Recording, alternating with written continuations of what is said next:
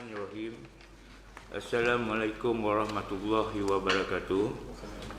Pertama sekali saya ingin mengucapkan kepada media yang hadir dan juga para YouTuber, TikTokers yang ada di peresmian atau press conference ini. Kami sangat-sangat menghargai anda kerana tanpa anda maklumat kami takkan sampai. Saya expect kalau boleh biar sampai seluruh Malaysia lah, sampai ke pedalaman sekali lah ya. Okey, seperti apa yang dimaklumkan pada awal tadi ya, tentang misi dan visi saya nak meringkaskan. Okey, Pertubuhan Gagasan Inovasi Rakyat ini adalah pertubuhan rakyat, ya, pertubuhan rakyat. Maksud saya pertubuhan rakyat itu di mana pertubuhan ini tiada penaung dan tidak dinaungi oleh parti politik, oleh orang atasan, VVIP dan sesiapa saja. Bermaknanya kami adalah rakyat. Kami menubuhkan pertubuhan ini untuk menyuarakan suara rakyat kepada pihak kerajaan.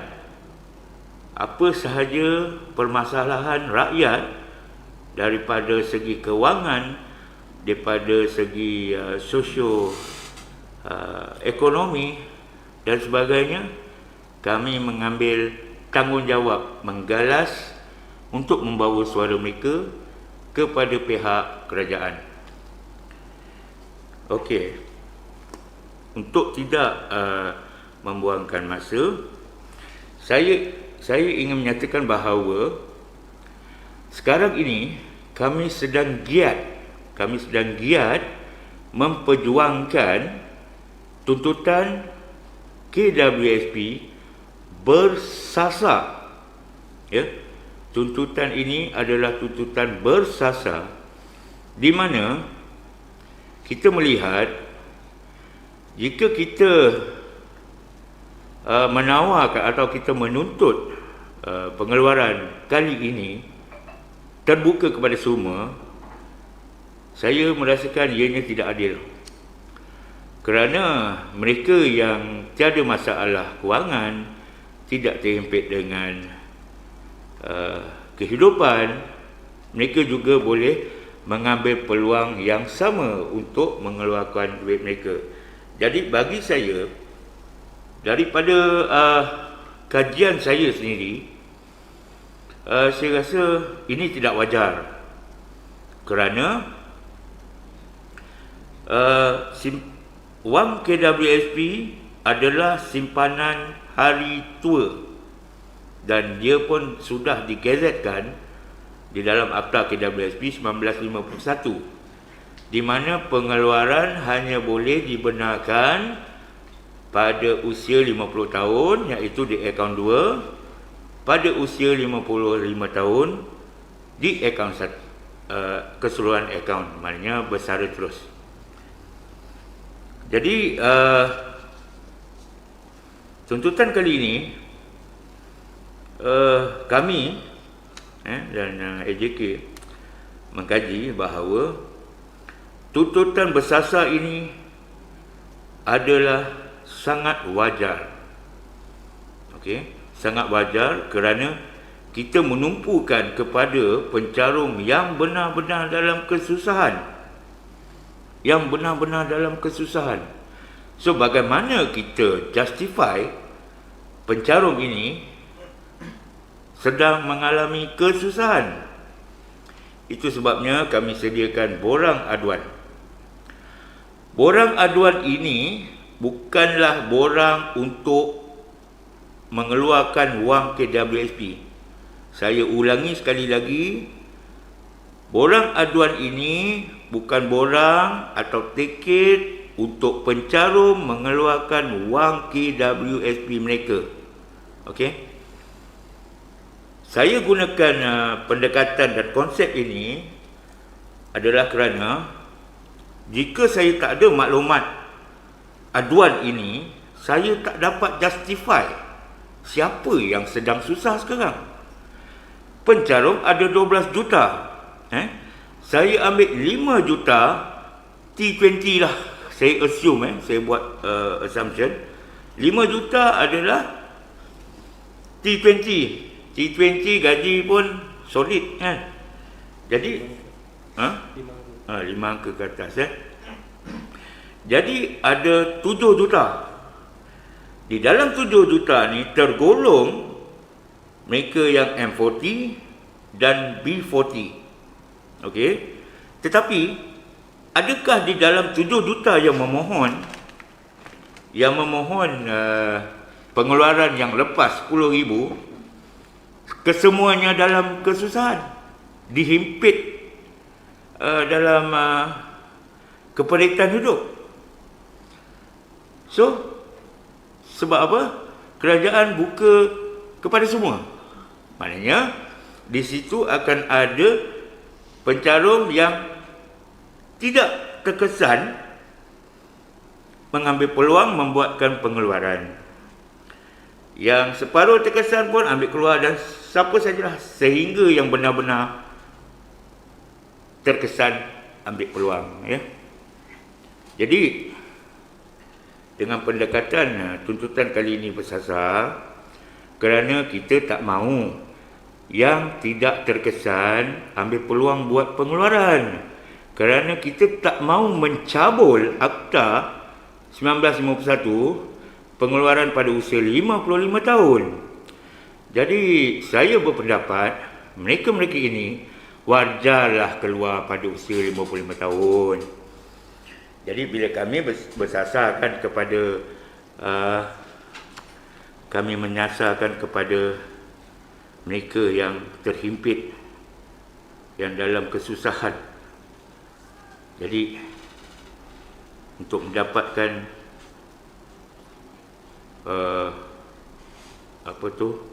untuk mendapatkan maklumat tu, kita sediakan borang aduan. Borang aduan ni adalah satu aduan daripada pencarum. Mereka datang kepada pertubuhan, mereka buat aduan, mereka minta pertubuhan untuk maju ke depan menyuarakan suara mereka. Dan kami juga dah viralkan borang aduan ini kepada seluruh media sosial secara online dan juga offline. Dan sambutan agaknya tidak memberansangkan. Mungkin saya beranggapan sambutan tak beransang sebab yang lain tu tak susah. Maksud saya, kalau ada, saya ambil. Kalau tak ada, saya okey. Tetapi yang dalam kesusahan ni tak boleh berfikiran macam tu. Dia mengharapkan, itu sebab mereka mengisi borang aduan ni bersungguh-sungguh. 134,000 yang ada di depan saya. Selepas saya membuat pembentangan dengan Majlis Senator Malaysia tempoh hari, saya akan majukan senarai borang aduan ni kepada Senator Datuk Razali Idris untuk beliau ambil tindakan yang wajar. Okey. Jadi saya nak cerita pula apakah tuntutan bersasar itu. Tuntutan bersasar itu adalah berpandukan kepada borang aduan tadi. Masa kita edarkan borang aduan ini, mata yang memandang lihat borang ini saja 2.8 juta.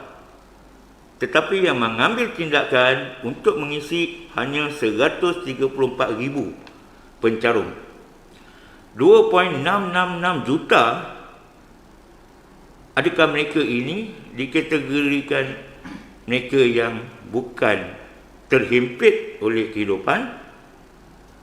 Jika ada, mereka ambil. Jika tak ada, mereka tak terkesan apa pun.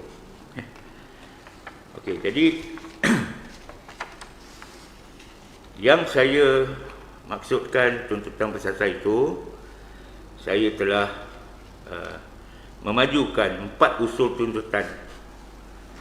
4 usul tuntutan pengeluaran KWSP untuk pencarum seluruh Malaysia. Okey, apakah usul tersebut? Saya baca ya. Okey. Usul pertama, suri rumah dan ibu tunggal yang tidak mempunyai pekerjaan, tak kira berapa pun usia, tidak mengira berapa lama dah meninggalkan pekerjaan, walaupun baru sebulan, mereka ni adalah dalam kategori 1.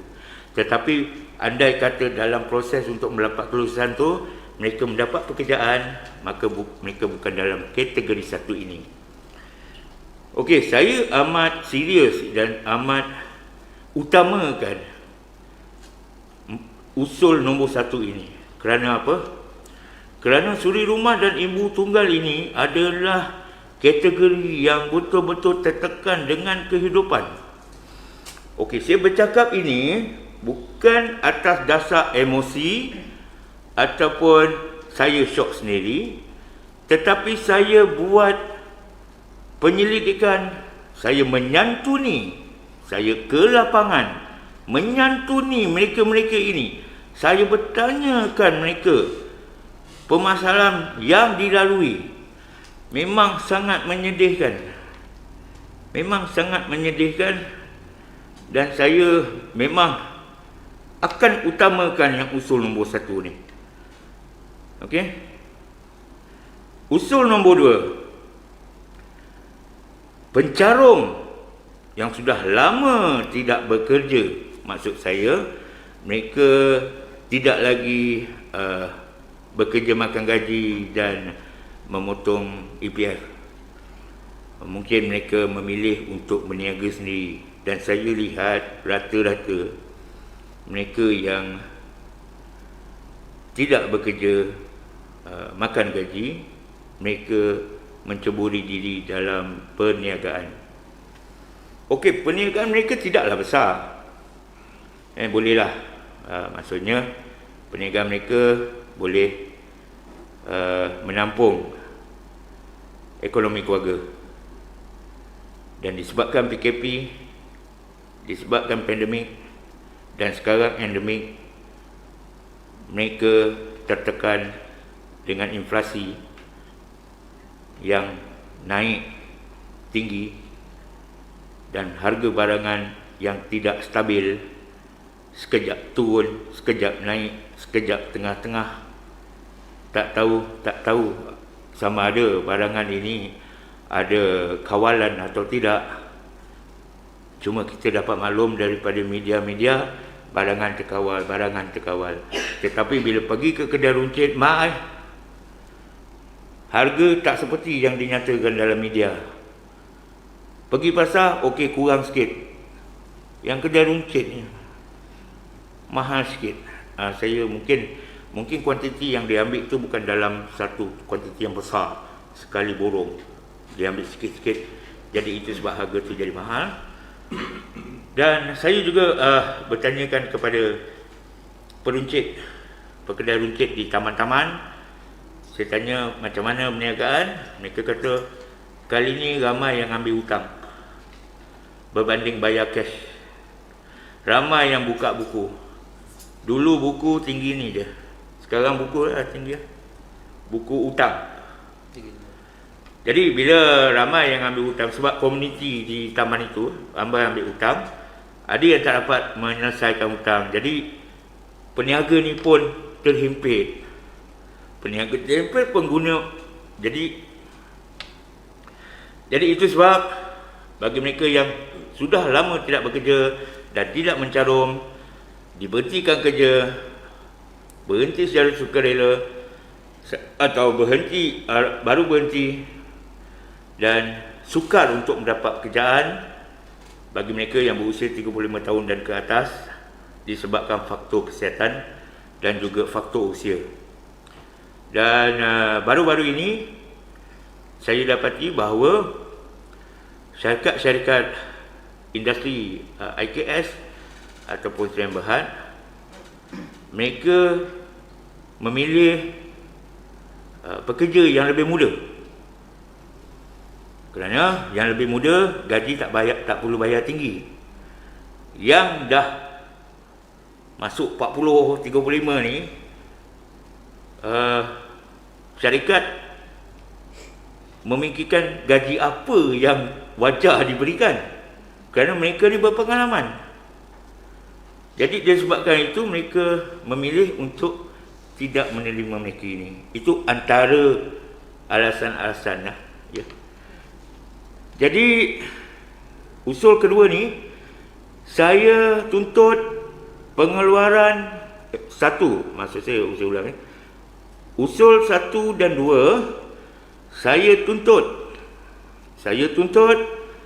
pengeluaran habis dibenarkan, iaitu jika jumlah keseluruhan ada 100,000 keluar habis, dan anggaplah kedua usul ini kategori mereka bersara awal. Assume mereka bersara pada usia 55. Tak payah tanya bagaimana masa tua mereka dan sebagainya, tak payah tanya. Sebab keadaan sekarang dah teruk, dah tertekan. Takkan nak bagi 10 tahun lagi untuk keluarkan 55 all the way tu. Dia nak makan apa ni?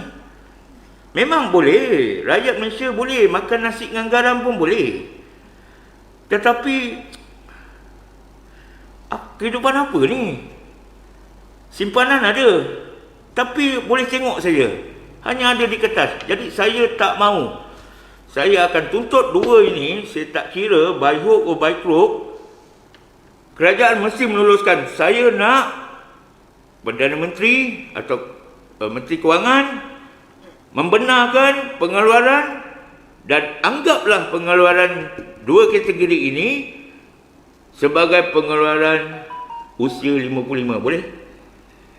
Boleh? Anggaplah usia 55 keluar, walaupun mereka belum sampai usia 55. Betul tak? Jadi saya akan pastikan.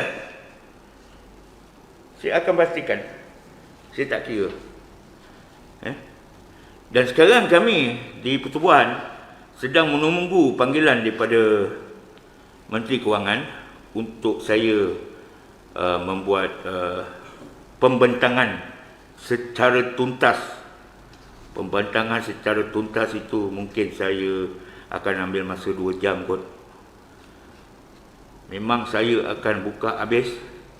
Sebab apa yang saya cakap adalah apa yang saya lihat dengan mata. Bukan saya baca daripada surat khabar, bukan saya baca daripada media, saya buat andaian ataupun saya buat kesimpulan, tidak. Saya keluar ke lapangan. Saya lihat sendiri betapa susahnya mereka yang kategori usia 30 ke 45 tahun. Anak masih kecil-kecil lagi. Ada yang itu tak mampu nak beli pampers, terpaksa gunting kain pelekat, kain batik, buat alas untuk pampers anak tadi. Bayangkanlah kepada pihak kerajaan, apa perasaan anda melihat rakyat di dalam keadaan macam gini? Saya minta, kalau tak percaya, turun ke lapangan, tengok sendiri. Memang di luaran kita akan nampak, rakyat Malaysia kaya je, okey je. Masuk rumah mereka, baru dapat jawapan. Mana ada orang nak keluar daripada rumah tak pakai baju kan? Kita manusia ada maruah, ada harga diri. Ada ke kita susah dalam rumah tapi keluar tak pakai baju? Nak menunjuk kita dalam kesan? Tidak kan? Tetap pakai baju. Jadi mata pihak-pihak yang atasan ini nampak okey saja. Mall okey saja. Tanya dalam mall tu, majoriti yang masuk kategori apa? Kalau kita ambil kesimpulan mall penuh, maknanya rakyat senang. Jangan macam tu. Sebab itu minoriti. Kalau you cerita 30 juta rakyat, you nampak. Saya memang amat tegas lah dengan perkara ini. Saya tak peduli lah. Saya cekalkan hati saya. Saya memang menunggu saja. Itu hari saya dah hantar surat ni. Surat 4 usul ni saya dah hantar, dah serahkan kepada Menteri Kewangan 2. Timbalan Menteri Kewangan 2 untuk tindakan. Dan saya dimaklumkan oleh yang berbahagia Datuk Senator Razali Idris, insya-Allah dalam masa terdekat sebelum bajet, Kementerian Kewangan akan panggil untuk saya memberikan hujahan dan pembentangan. Inilah peluang kedua selepas Majlis Senator. Dan masa mesyuarat di Majlis Senator, keempat-empat senator tertinggi mengambil keputusan menyokong 4 usul ini sebulat suara, dan kami diiktiraf sebagai satu NGO yang benar-benar memperjuangkan hak rakyat. Alhamdulillah atas usaha yang konsisten tanpa rasa berbelah bagi, kami teruskan dengan pelan tindakan kami. Okey, jadi saya balik kepada usul ketiga dan keempat. Okey, usul ketiga dan keempat ni ada 2 kategori pencarum. Saya tak nak sebut B40 atau M40. Kenapa saya tak nak sebut? Sebab B40 ada simpanan, M40 ada simpanan. So kenapa saya nak pecah B40 M40? Selagi di akaun satu mereka ada baki simpanan, mereka layak. Tak kira pun berapa usia. Cuma usia atas 55 tahun tak boleh lah. Sebab mereka dah keluar habis. Cakap mereka nak keluar, mungkin lepas 55 mereka ada akaun lagi, dah digantikan kepada akaun emas. Akaun emas lagi tak boleh cuit. Okey. So 2 kategori ini tak kira B40, M40, selagi mereka ada baki di dalam akaun satu, mereka layak untuk membuat pengeluaran ini. Mereka layak. Dan untuk kategori yang satu ni, pencarum yang mempunyai akaun satu melebihi RM20,000, usul ini meminta dibenarkan pengeluaran 30% daripada jumlah simpanan akaun satu. Okey, saya tak nak nyatakan akaun 2. Saya tak nak sebut pun akaun 2. Saya anggap akaun 2 tu tak ada. Perjuangan kami, tuntutan kami adalah untuk akaun 1 saja. Okey. So bagi pencarum yang mempunyai simpanan melebihi RM20,000 dan ke atas, mereka dibenarkan mengeluarkan 30% daripada simpanan akaun 1. Okey, usul yang keempat, kepada pencarum yang masih aktif mencarum dan mempunyai baki simpanan kurang daripada RM19,999.99, dibenarkan keluar kesemuanya dan ditinggalkan baki sebanyak RM200. Jadi inilah 4 usul yang saya dah bahas, saya dah bentangkan di Majlis Senator Malaysia, dan sekarang sedang menunggu tarikh dan masa untuk bertemu dengan Menteri Kewangan untuk saya majukan usul ini serta faktor-faktor kenapa dan mengapa tuntutan kali ini perlu dikeluarkan. Okey ya. Jadi itu saja yang saya dapat berkongsikan. Tapi satu misi utama kami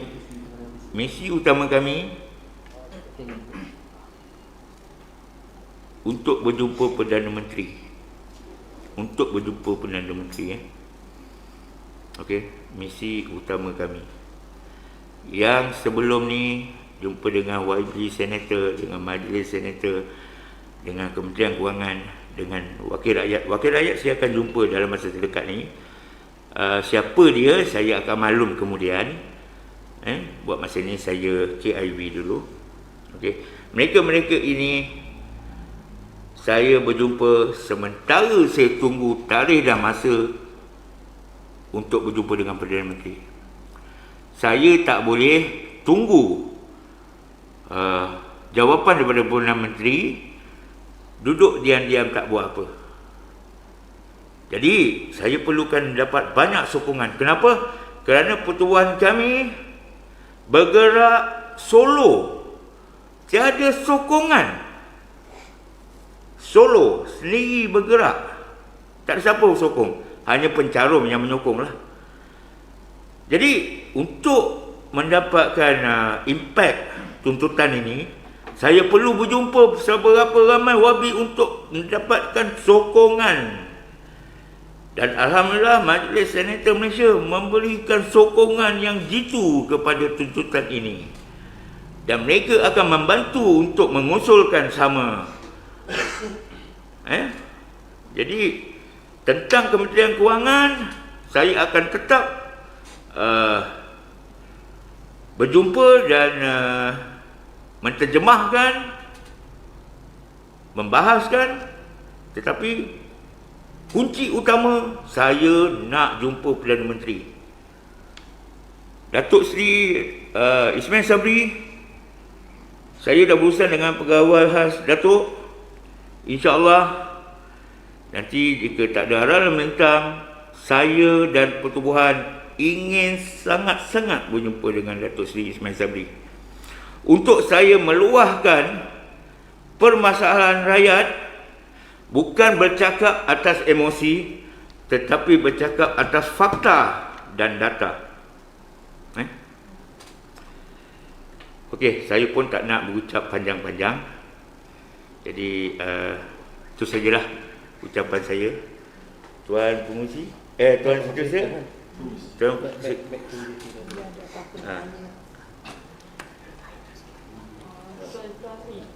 kalau kita lihat kepada pembukaan borang aduan yang pertama tu, masih ada lagi, kalau kita lihat daripada pembacaan komen-komen di media sosial PJIR, media sosial Tuan sendiri, masa isi borang aduan pertama tu belum jumpa dengan Majlis Senator. So bila mereka dah mula lihat gerak langkah pertemuan, berjumpa dengan Majlis Senator, berbincang dan upcoming untuk berjumpa dengan wakil rakyat yang lain, so baru mereka nampak sebenarnya you all tak cakap kosong lah. Barulah mereka mula minta buka borang yang kedua. So mungkin ada tak possibility untuk Pertubuhan buka borang aduan yang kedua ni.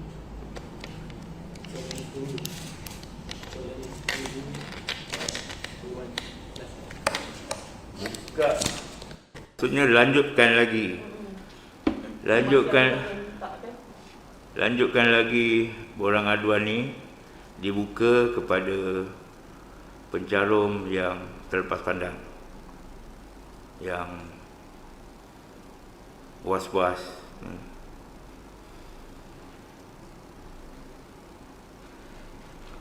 Last 16.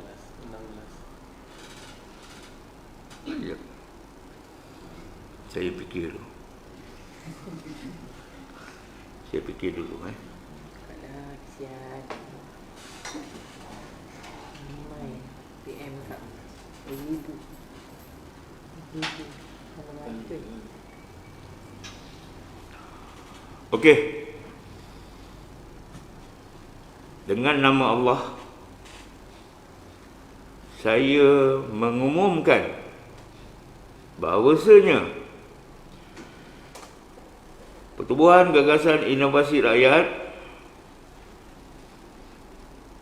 bersetuju untuk melanjutkan borang aduan sehingga 10 hari berkuat kuasa hari ini.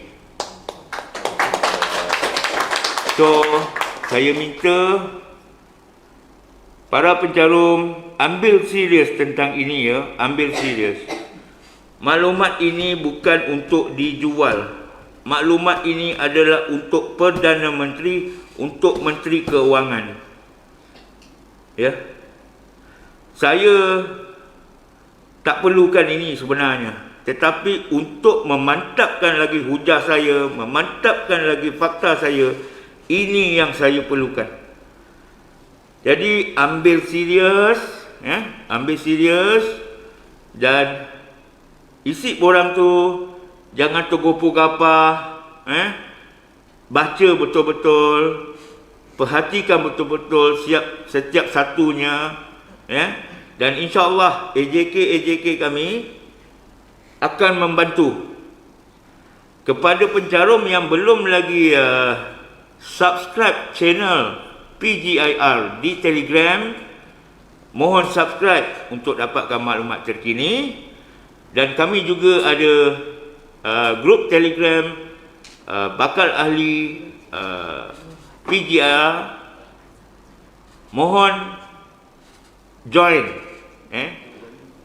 dan juga timbalan situasi saya, Encik Janatul Ain, salah seorang TikToker juga dengan ID Wakil Rakyat Netizen, boleh juga join di sana untuk mendapatkan info-info terkini daripada beliau.